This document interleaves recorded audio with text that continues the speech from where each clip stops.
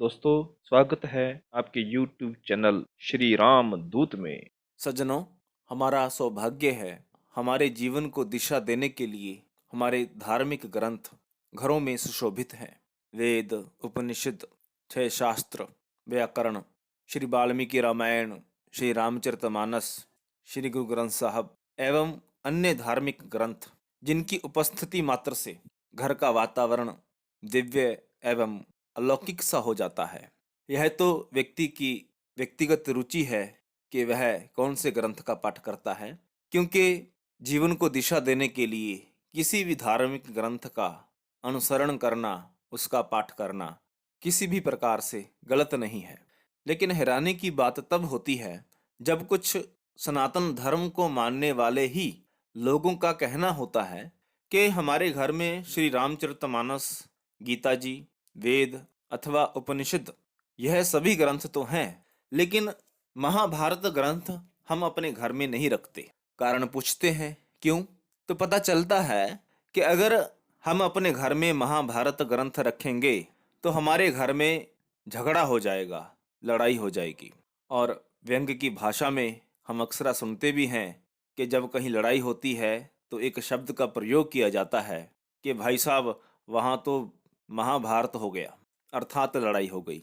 दुख होता है, कष्ट होता है कि महाभारत जैसे महान पावन ग्रंथ को हम लड़ाई का स्रोत समझ बैठे और गीता के बारे में विचार रखते हैं कि हाँ, गीता तो हम घर में रखते हैं। क्यों? क्योंकि कोई मरणासन है तो हम उसके कानों में गीता का पाठ करते हैं तो फलाना व्यक्ति मुक्ति को प्राप्त हो जाता है। कैसी हास्यास्पद पद बात है।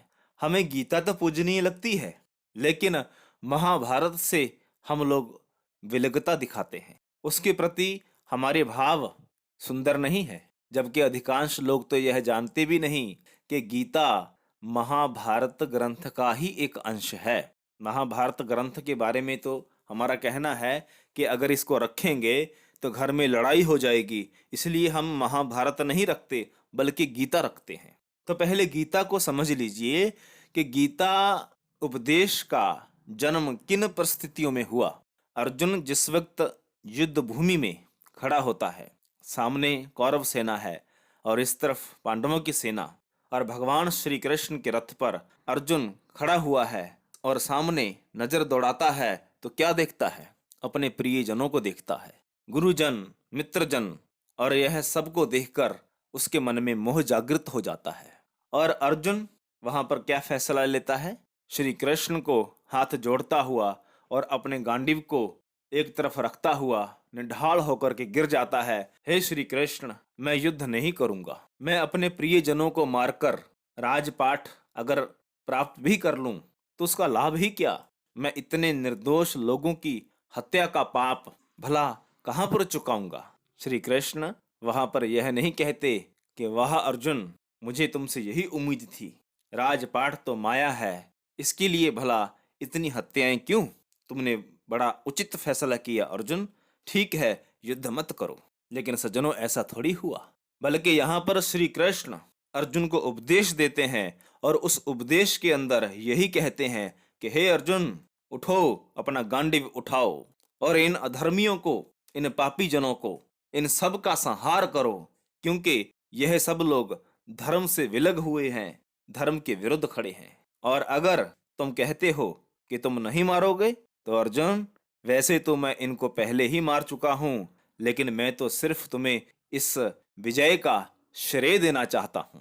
और वहां श्री कृष्ण अर्जुन को विराट रूप दिखाकर, अपने तत्व रूप के दर्शन करवाकर, अर्जुन की दिव्य दृष्टि खोलकर अर्जुन को पुनः युद्ध के लिए तत्पर करते हैं, खड़ा करते हैं।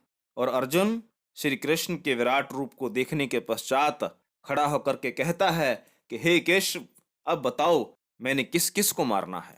तो यहाँ पर देखिए, अर्जुन लड़ाई के लिए, युद्ध के लिए खड़ा हो जाता है।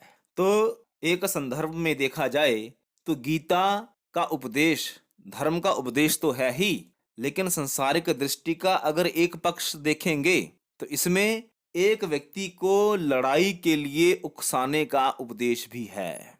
श्री कृष्ण ऐसे व्यक्ति को कह रहे हैं कि तुम लड़ो जो व्यक्ति कह रहा है कि मैं नहीं लड़ूंगा।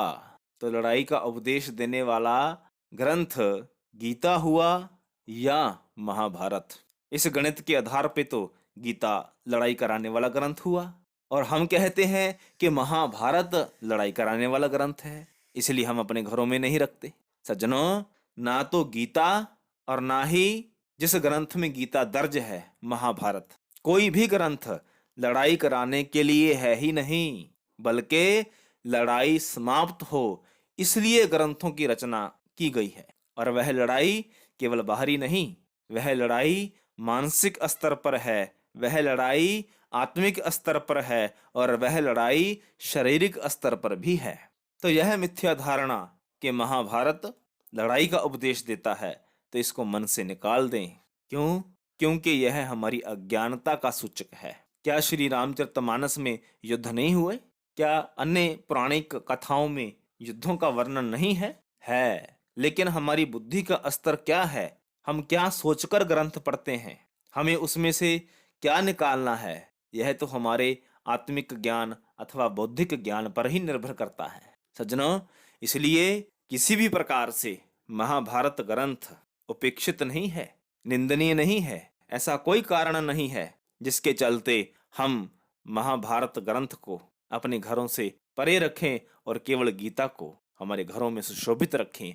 सभी ग्रंथ सम्माननीय है, पूजनीय है, प्रशंसनीय है, क्योंकि सभी ग्रंथ दिव्य हैं, अलौकिक हैं और ब्रह्म ज्ञान की उच्च अवस्था में जो महापुरुषों ने अनुभव किया, उन अनुभवों का संकलन यह धार्मिक ग्रंथ हैं।